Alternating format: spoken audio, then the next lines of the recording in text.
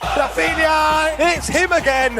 Who else but Raphinha? Everything he touches turns to gold. Barca's Brazilian genius. Last season, Raphinha didn't just play football. He did something that should have been impossible to ignore. 57 games, 34 goals, 26 assists. Think about those numbers for a second. In the Champions League alone, he notched 21 goal contributions. That isn't just a good season. That is more than Lionel Messi ever managed in a single European campaign for Barcelona. It's a number that puts him level with Cristiano Ronaldo's all-time competition record. For months, the conversation grew louder. It wasn't just hype or nostalgia. It was cold, hard impact. People started asking the uncomfortable question, what if Raphinha actually belongs in the Ballon d'Or conversation? Then September 2025 arrived. The voting was tallied.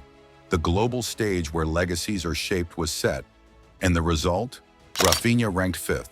Even worse, he was left out of the FIFA Best One entirely.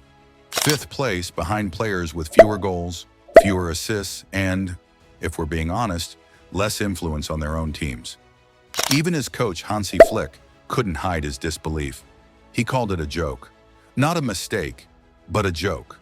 This FIFA, the best 11 players, this is a joke, really a joke. When I see that there's no Raphinha inside, it's unbelievable. But what the awards panels didn't understand, Barcelona was about to learn the hard way. Because the real value of Raphinha isn't found in what he does on the ball. It's found in what happens to Barcelona when he's gone. To understand why Raphinha is the most disrespected superstar in modern football, you have to understand the Hansi Flick revolution. Flick didn't ask Raphinha to change who he was. He simply removed the brakes. Under Flick, the right flank became a launch pad. But Raphinha wasn't just there to dribble and shoot. He was the tactical trigger. In the 2024-25 season, he produced 59 goal contributions in 57 matches. In any other era, those are best-in-the-world numbers. But Raphinha was doing double duty. He was the primary attacking outlet and the first line of defense. When Barcelona needed urgency, he supplied it. When they needed clarity, he delivered it. But his greatest contribution was invisible to the casual fan. When opponents tried to play through Flick's suicidal high line, it was Raphinha who led the first wave of disruption. He forced the rushed passes, he won the second balls. He allowed Pedri and Casado to step higher and stay compact. He didn't disappear in the big moments either. Against Atletico Madrid, he was relentless. In El Clasico, he attacked space with a ferocity that swallowed Real Madrid's backline whole. He was reliable. He didn't oscillate between brilliance and anonymity. He stayed at the summit. By spring 2025, analysts had him in their top 3. Opponents were changing their entire game plans just to stop him. The world was finally aligning with the reality on the pitch, or so we thought. When the awards landed, they felt like a polite acknowledgement rather than a reflection of reality. 5th place. No best one. The logic used against him was narrative. Players with more glamour or more trophies, like Ousmane Dembélé, were pushed ahead. The awards celebrated what was easily seen, the dribbles and the trophies, but ignored the connective tissue that made Barcelona work. But then fate decided to provide the evidence the voters missed. Matchday 6, La Liga, a muscle strain, a tear to the biceps femoris. What should have been a few weeks turned into 2 months, and suddenly the team that hunted in packs stopped hunting altogether. Barcelona didn't just lose games, they lost their identity. Against PSG, they weren't outplayed by magic.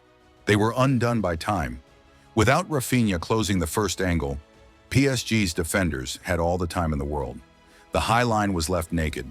In El Clasico, Madrid targeted that right side relentlessly. Not because the replacement was bad, but because the collective protection was gone. The press arrived in singles, not waves. Results cratered, points dropped. The Flick system looked broken, but the system wasn't broken. The heartbeat was missing. If you love the beautiful game, stick with us. Subscribe and see all our future football videos. Raphinha didn't come back with a press conference. He came back with a pulse. November 22nd, 2025.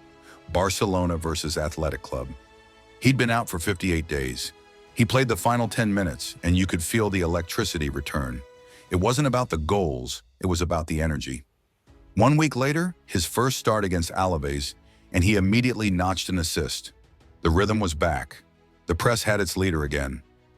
But the real statement? December 2nd against Atletico Madrid. Atleti scored first. Old Barcelona might have folded. But this Barcelona had Raphinha. He equalized within minutes, and suddenly the high press was a weapon again. After the game, Diego Simeone, a man who knows a thing or two about suffering on a pitch, didn't just praise him. He openly questioned how this man didn't win the Ballon d'Or. Then came the Super Cup in January 2026. This is where the debate died.